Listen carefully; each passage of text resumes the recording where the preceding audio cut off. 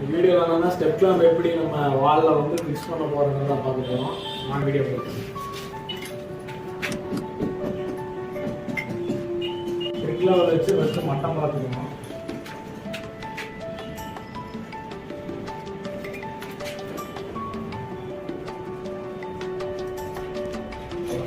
Bullet bolt அடிக்கிறதுக்கு முன்னாடி first இந்த போல்ட்டுக்குள்ளே இந்த புல்லட்டை போட்டுக்கணும். புல்லட்டை போட்டு சேஃப்டிக்கு இந்த நெட்டை போட்டுட்டு தான் நீங்கள் நம்ம போட்ட ட்ரில்லில் வச்சு இதை அடிக்கணும்.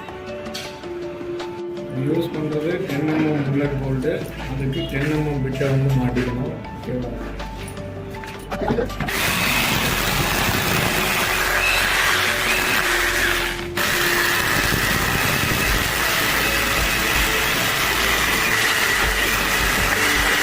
போட்ட ட்ரில்லில் இந்த புல்லட் போல்ட் வந்து உள்ள வைக்கணும். உள்ள வச்சு இந்த புல்லட் உள்ள வைக்கணும்.